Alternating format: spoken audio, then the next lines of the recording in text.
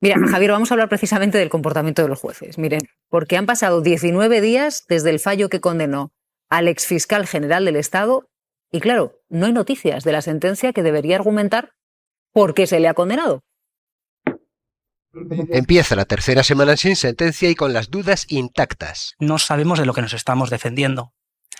A estas alturas, todavía sigo sin saber si tengo que defenderme de la nota informativa y de su publicación o solo del correo de 2 de febrero. El exfiscal general ordenó una nota para desmentir la noticia de que la Fiscalía hubiera propuesto un pacto al novio de Ayuso. Está insinuando que la Fiscalía está tendiendo una trampa al señor González Amador. Pero prensa de la Fiscalía de Madrid, la competente, no era partidaria. Estamos haciendo el ridículo, dando una nota sobre asuntos que ya estaban publicados. Le dijo también don Íñigo Corral que él no publicaba esa nota, que a él le pagaba la Comunidad de Madrid. En algún momento. El caso es que Hurtado, el juez instructor, no había visto problemas con la nota. Dice que la nota no es delictiva porque aparentemente está todo revelado. Yo no sé si eso ha cambiado en su parecer. Pero esa nota incluía citas textuales de un correo, del abogado de González Amador, reconociendo 2 delitos fiscales. Usted no podía hacerlo sin tener el email, ¿no? Me lo pudo dictar y me lo dictó el fiscal general. El jefe de la UCO nunca dudó de quién lo filtró todo. Todo lo que se ha filtrado de manera textual anteriormente estaba en Fiscalía General del Estado. De la Fiscalía General del Estado y de 600 personas más. Yo tenía el contenido del correo a través de 3 fuentes distintas. ¿Intentaron ustedes averiguar si más personas habían recibido exactamente esa misma documentación? Nosotros no hacemos investigaciones prospectivas. Está el dilema moral de que hay una persona a la que se le pide cárcel que yo sé que es inocente porque conozco la fuente. No hubo cárcel ni desgracias peores. O me voy de España o me suicido. Se ve que el fallo le ha salvado la vida a falta de sentencia. Bueno, pero a día de hoy, ¿cuál es la duda? Revisando sobre todo lo que sucedió en el juicio Mateo. Condenado el fiscal general del Estado, el exfiscal general del Estado, está. Ahora, no sabemos si se le condena por la nota de prensa o por la filtración del correo electrónico de la que le acusan.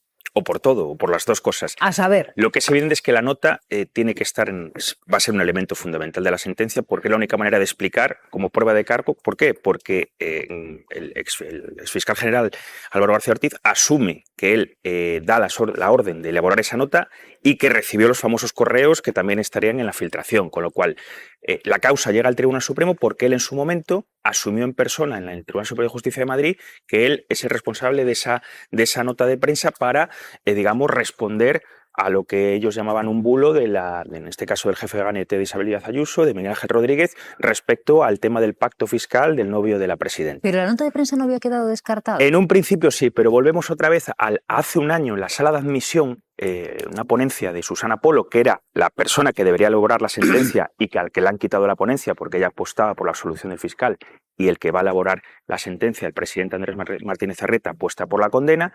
Ella hablaba de que aparentemente, y es muy interesante la terminología o el adverbio en este caso, la nota debería quedar fuera. Pero ahora vemos que probablemente no fue un asunto cerrado por el propio tribunal, con lo cual volvemos a lo que ya se ha debatido aquí, si el fiscal, que es el que se sentó en el banquillo, conocía los hechos por lo que le estaban juzgando. Y eso va a ser un asunto probablemente que evidentemente la sentencia no va a valorar, o lo debería valorar desde el punto de vista de las cuestiones previas, pero que le servirá probablemente al exfiscal general para ir al Tribunal Supremo, al Tribunal Constitucional, diciendo que el principio acusatorio ha quedado vulnerado, porque él no conocía los hechos por los que le estaban investigando. Claro, pero aquí la duda es si le van a condenar por la nota de prensa, sí. ¿Cómo explican ese registro? Claro. De meses en los que volcaron toda la información cuando llegaron al despacho del fiscal general del Estado si no estaban investigando la filtración del correo? Por eso tenemos unas ganas tremendas de leer las motivaciones jurídicas, porque efectivamente el famoso registro de octubre, que estuvieron 12 horas allí en el despacho del fiscal general, que ha sido planteado en cuestiones previas del juicio como que se han vulnerado los derechos y que se pidió en un principio, también lo hemos contado, meses, creo que fueron 8 meses de comunicaciones cuando los hechos investigados se acotaban a una franja de 6-7 días. Eso al final se corrigió por parte del juez instructor Ángel Hurtado.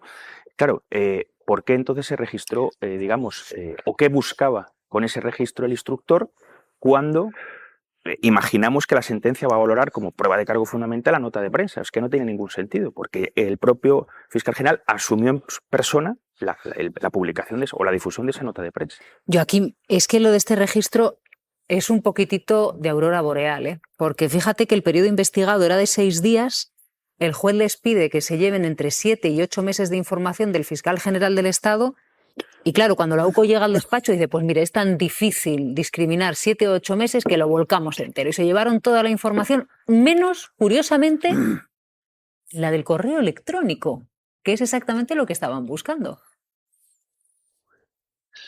Efectivamente, como también acaba de apuntar Mateo, hay que ver la sentencia por muchas razones, pero una de ellas muy importante es si la condena se fundamenta en directa o indirectamente en elementos que surgen de ese registro, por ejemplo, valorando de forma indiciaria el borrado de los datos, porque en este caso, desde mi punto de vista, sí que un recurso de amparo ante el Tribunal Constitucional tendría posibilidades de prosperar, sobre todo por posible vulneración de la propia doctrina del Tribunal Constitucional, que marca unos requisitos muy estrictos de cómo deben acordarse medidas ingerentes en derechos fundamentales, como el derecho fundamental a la intimidad, la protección de esos datos, en cuanto a los requisitos para que pueda acordarse un registro de estas características, que habitualmente está reservado para delitos de bastante gravedad. Hablamos de bandas de narcotráfico, terrorismo, asesinatos, pero al final tenemos una condena que ni siquiera es de prisión, que básicamente es de multa e inhabilitación. No reviste los requisitos de gravedad que marca el Constitucional para que se puedan adoptar esas medidas, y además también, como bien apunta Silvia, por la propia forma en la que se practicó el registro, los márgenes en los que se fue acotado y cómo se ejecutó de manera concreta. Todo esto puede haber infringido, como comentaba, la doctrina del Tribunal Constitucional, y por eso creo que el recurso de amparo tendría posibilidades si, cuidado, si la sentencia se fundamenta de alguna manera en el registro. Si únicamente la condena, como ya estamos especulando desde hace semanas, es por la mera emisión de la nota de prensa, cambiaría el escenario del posible recurso.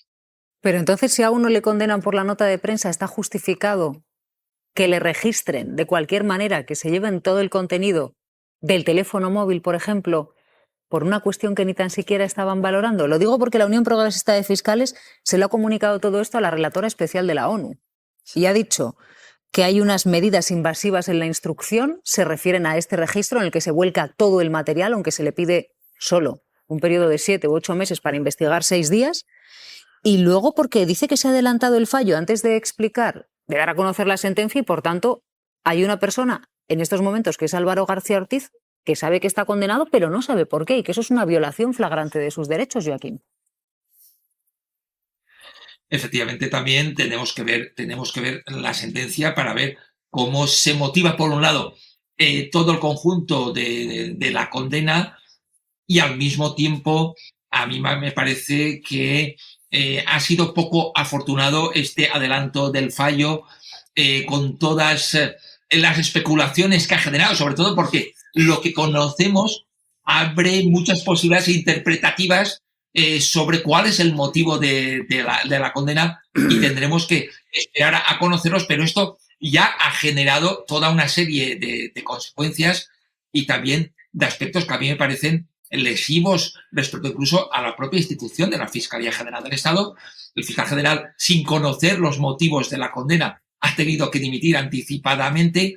Hay una nueva fiscal general, saldrá la sentencia varias semanas después, aunque el Supremo en algunas ocasiones, con motivos de recursos de casación, había adelantado el fallo, pero no es lo mismo. Nunca antes, en una sentencia por un enjuiciamiento por delitos, se había adelantado el fallo por los problemas que genera situaciones como estas, y a mí me parece que es una particularidad más en muchas otras excepcionalidades que ha tenido este caso, y además en un asunto muy politizado, como sabemos, en el que los partidos han desplegado toda su artillería, que procede de una investigación a la pareja de la presidenta de la Comunidad de Madrid, y creo personalmente que una condena nada menos que al fiscal general del Estado sin precedentes requeriría que hubiera habido, digamos, menos excepcionalidad ojalá mucho más consenso y a ser posible unanimidad en un asunto que, como decía, está muy politizado,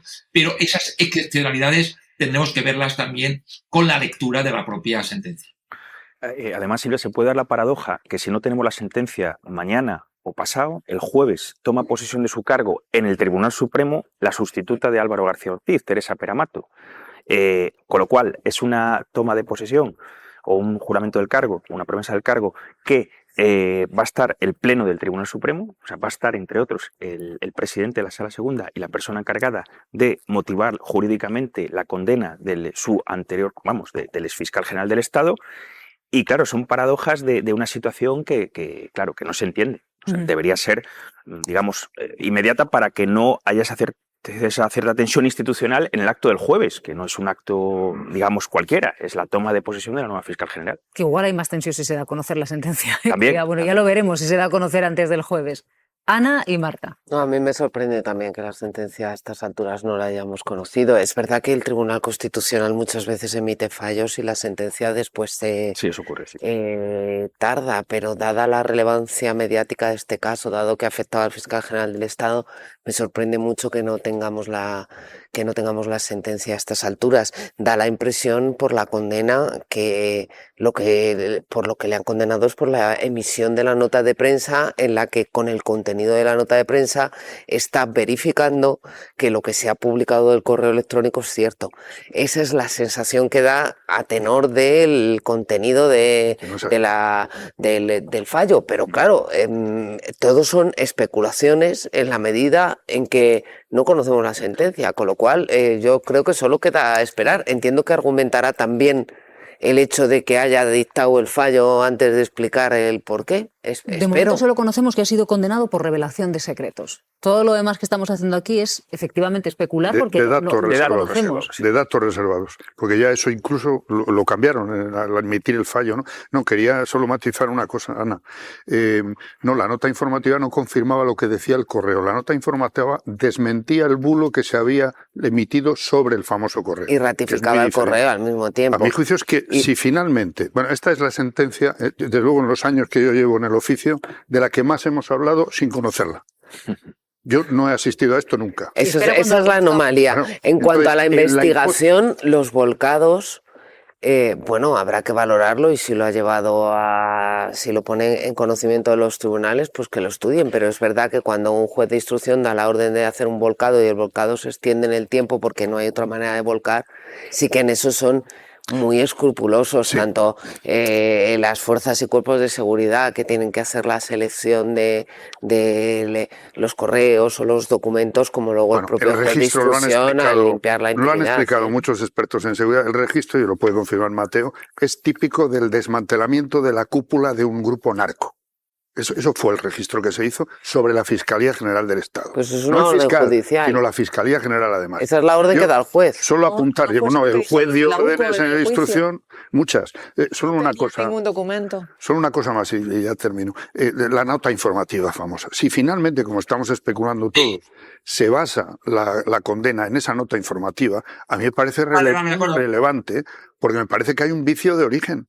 Es que no olvidemos que lo que llega al Supremo desde el Tribunal Superior de Madrid es la nota informativa.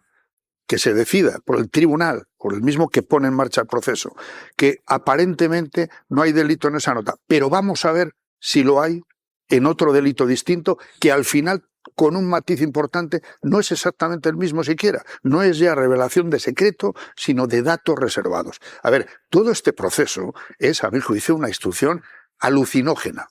Es decir, y luego veremos las consecuencias de esto, como decías, porque si la sentencia va por ahí, la condena va por ahí, los argumentos van por la nota informativa y los votos particulares tienen la solidez y la solvencia que tuvo, por ejemplo, en su día el voto particular de otro magistrado que ya dijo que no había causa, en mitad de la instrucción dijo no hay causa en este asunto, si van por ahí y los votos particulares son solventes, evidentemente puede llegar el Tribunal Constitucional y decir aquí no ha habido delito y archivar el asunto. Y se han cargado al fiscal general del Estado. Y eso tiene una nota política importante. Desde el Supremo se carga al fiscal general del Estado. Y esto es muy importante. El fallo es cierto que dice que está condenado por revelación de datos reservados. pero la nota de prensa del Tribunal Supremo titula "Está condenado por revelación de secretos". Igual no lo tienen claro ni ellos, no lo sé, pero que la nota de prensa del Supremo titula que está condenado por revelación de secretos. A ver si dan a conocer pronto la sentencia y nos enteramos de por qué está condenado Álvaro García Ortiz, Marta. Yo ya, como hemos hablado mucho, solo añadir una cosa. Yo hay una escena del juicio que se me quedó y es cuando uno de los abogados de García Ortiz pregunta, ¿pero de qué se acusa? ¿De qué? Señor, ¿de qué le tengo que defender? Si no sé de qué le están acusando.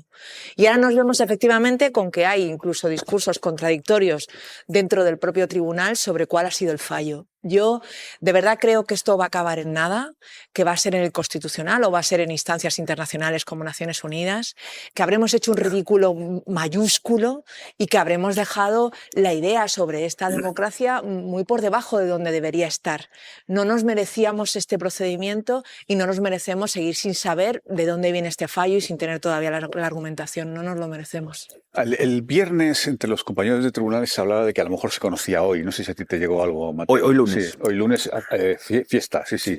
No lo sé, es una cosa que se hablaba, pero lo cierto y verdad es que ya necesitamos saber cómo se este fallo. Yo no soy tan crítico con el conocimiento previo del fallo como se ha apuntado estos días, porque se iba a saber el cambio del ponente y en ese momento se iba a saber que iba a ser declarado culpable. Entonces, yo lo que creo es que el Supremo se adelantó a esa especulación y cortó ese con las especulaciones. Pero a partir de ahí es verdad que tenía que tener cierta celeridad en el conocimiento de la sentencia, porque es una sentencia que va a ser muy importante, no solo para saber exactamente lo que ocurrió, sino para saber también el papel de la prensa, porque yo creo que va a haber una parte dedicada al papel de los periodistas, que todos mayoritariamente dijeron que no había sido su fuente el fiscal general del Estado, y esos testimonios no se han tenido en cuenta. Por tanto, yo creo que es una sentencia muy relevante, entre otras cosas porque es verdad, y yo creo que hay coincidencia general, incluso se sea del ámbito que se sea, que no apareció prueba de cargo.